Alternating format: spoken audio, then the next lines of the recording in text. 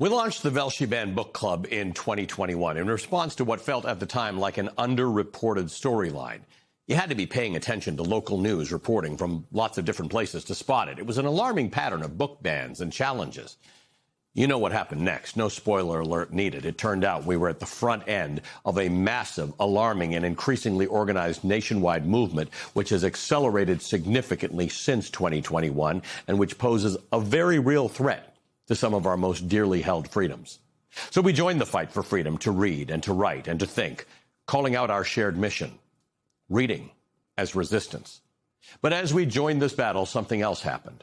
A few weeks of the Velshi Band Book Club, after the first Velshi Band Book Club meeting in 2021, we moved past incremental coverage of book bans and censorship and more fully into the literature that was being targeted.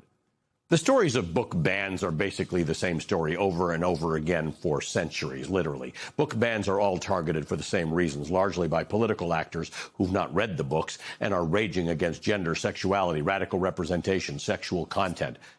But talking to authors about their stories, about the literature, was a different and powerful experience every week. We realized that these novels, these stories that cut across every genre, from memoirs to graphic novels to classics, picked up where news coverage could no longer go.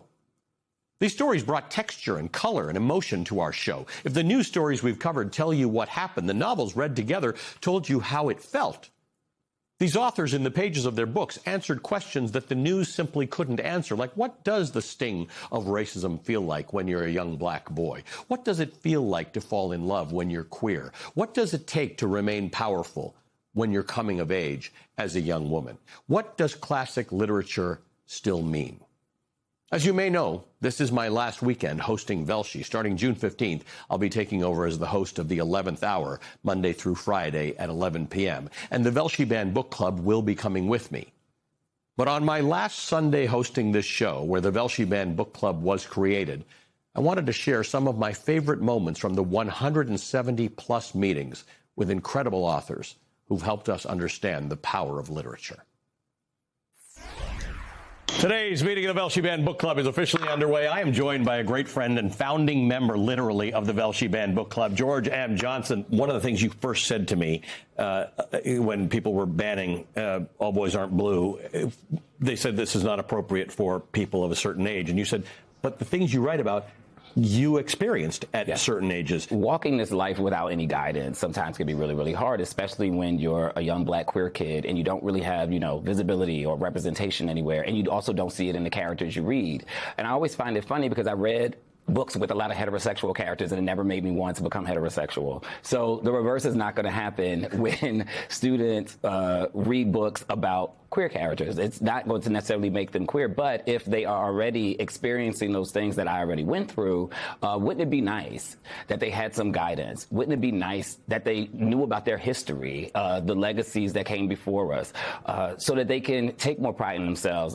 The reason that my books tend to be banned is because, like a lot of the books that have been banned by LGBTQ and BIPOC authors, what they tend to do is encourage readers to think for themselves, and that is a very dangerous thing. This is kind of what book banners have moved into. They started with LGBTQ books and authors and BIPOC books and authors, and now they're starting to look at what they call mature content, and that's anything that they find objectionable. The reason this is dangerous for most of the people watching your show is because they're not just stopping at the school library level. Right. Public library challenges have increased 92%. They're coming for the books you read. One of the things we talk about with authors, particularly who write for young adults, is the degree to which they feel that their writing has influenced young people. You've got a pile of letters there. Some of them are 15 plus years old. Can you read from one of them for us? I would happily read from one of them. I can finally say what I've been thinking and feeling. I literally just finished The Perks of Being a Wallflower, and it made me think about so many things. It gave me a sense of hope. I was lost and confused for so long when my dad died and left me to face life alone. Things snapped. I started doing things I wish I never did to myself. The scars and burns still show vividly. I'm so ashamed because of them. Last night, I had written letters to the people I love about how sorry I was that I was leaving them. I feel like I betrayed everyone because I planned on killing myself today. I was so ready to swallow the pills and just let my heart give out. But reading The Perks of Being a Wallflower gave me a reason to not kill myself. Bravery is one of those concepts that feels bigger than it actually is, especially for young people. When you think of bravery, they may think of superheroes or something like that. But sometimes bravery, the best bravery is found in the smallest acts. Sometimes it just means stepping out of your comfort zone. Sometimes bravery means, yes, I am shaking, I am trembling, but I'm going to push forward to do what I believe is right. Yeah, I think that most people are good. I think that when you see, for instance, a car rolling downhill, or you see somebody, a child in the road, and that car is going to hit them, it doesn't matter who is a Trump supporter, who is a Republican, who is a Democrat. Everybody gets together and immediately they do that. They save that child.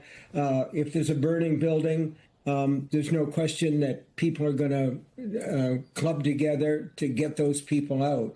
So I think, and you can call me a romantic if you want to, but I think that most people are inherently good and they try to do their best. We are the same species, right? And that despite that overwhelming sameness, despite the fact that we are all on this 10-minute train ride between two infinities from which either end no one can report, right? Despite the fact of that overwhelming sameness and the brevity of our being here, we create these reasons to be mad at each other, right? When I became a teenager out of the camps and asking questions about our imprisonment, I had many after-dinner conversations with my father, and he shared with me his personal anguish and rage and his sense of impotence and how painful that was for him.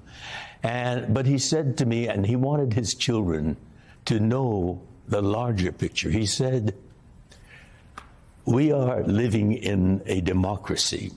The ideals of democracy are noble ideals: equal justice, due process. When you're arrested, you have the right to know why you're arrested, the charges.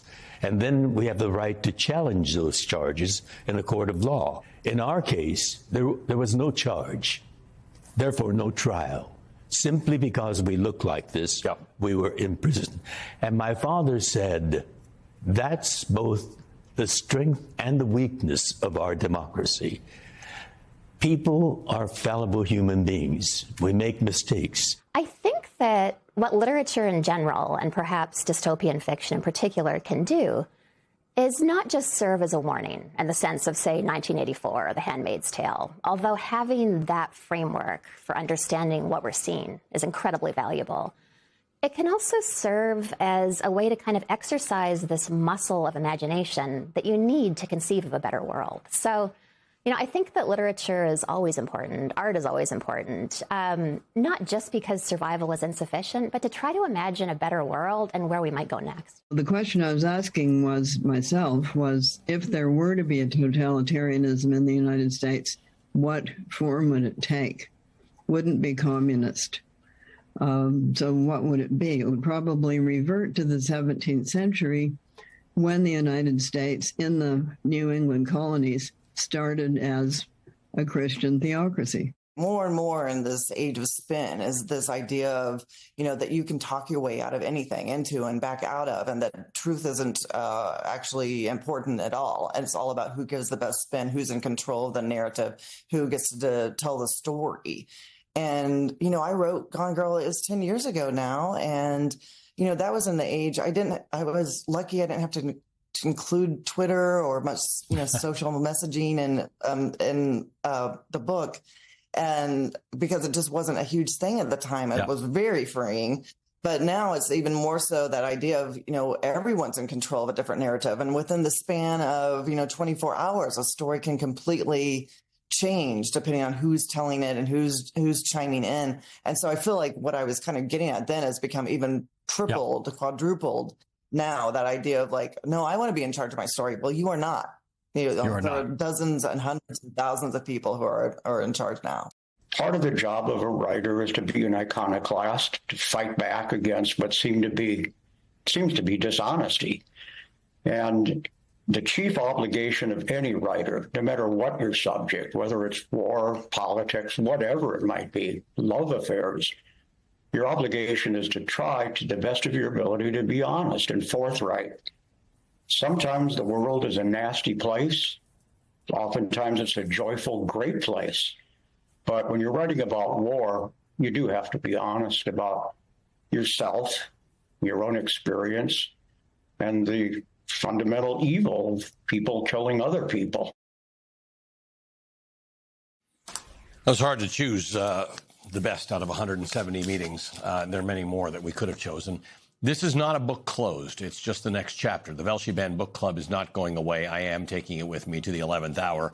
We already have big plans for Friday evening conversations with many, many authors. More reading as resistance, more reading for understanding, and more of the Velshi Band Book Club.